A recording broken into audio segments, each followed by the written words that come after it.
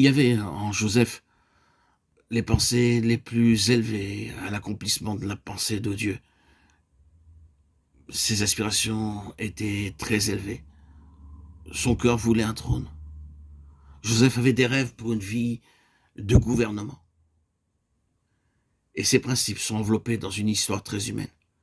Le Seigneur ne présente pas des peintures artificielles. Si nous écrivions cette méditation pour en faire ressortir des principes spirituels, nous les créerions tout différemment. Le Seigneur, lui, nous dit cette histoire en termes très humains. Et il permet que nous ayons tous les détails de la façon maladroite dont Joseph agit à l'égard de ses frères.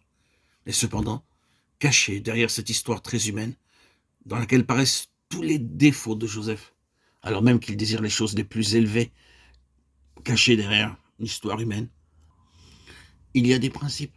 Derrière ses rêves et le récit qui en est fait, il y a un principe. Le trône est en vue. Et le trône est l'intention et le but de Dieu pour ceux qui veulent le suivre jusqu'au bout. Le trône est la destinée que Dieu réserve à cette vie qui est venue de lui-même. Elle doit, si elle a sa propre voie, revenir à sa source. Elle doit retourner à celui duquel elle est sortie. La seule chose qui puisse retourner à Dieu, c'est sa propre vie. Celle qui est de lui-même et rien d'autre. Cette vie nous a été donnée pour nous faire parvenir par le chemin de la souffrance qui nous sanctifie jusqu'au trône. C'est la destinée de cette vie, et c'est ce principe qui causa l'affliction de Joseph. Oh, cette vie régnante, cette vie du trône, cette vie triomphante. Quelle hostilité elle provoque.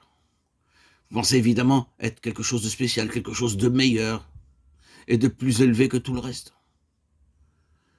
C'est dans cette tenue que l'on vous tournera en dérision. Je pense qu'il y a encore quelque chose de plus profond en tout cela. Si Joseph était une figure de Christ, il n'y a aucun doute à cela. Il était destiné comme Christ à arriver au trône.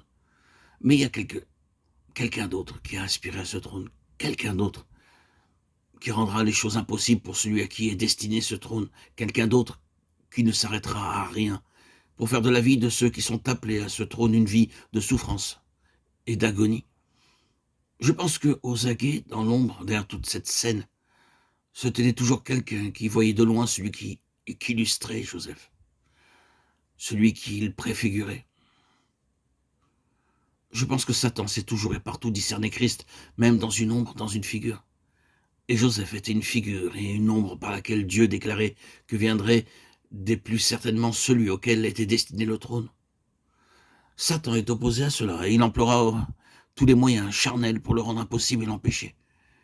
Et il y avait près de Joseph des frères charnels qui donnaient à Satan la base nécessaire pour lutter contre celui dont les yeux étaient tournés vers le trône. Ses aspirations étaient trop hautes pour Satan.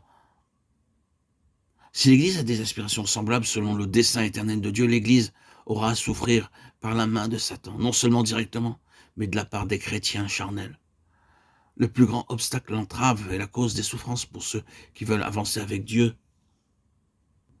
viendra de la part des chrétiens charnels. Nous souffrirons davantage de la part de l'Église professante que celle du monde, si nous voulons marcher et avancer avec Dieu. C'est un chemin de souffrance, ce chemin qui mène au trône.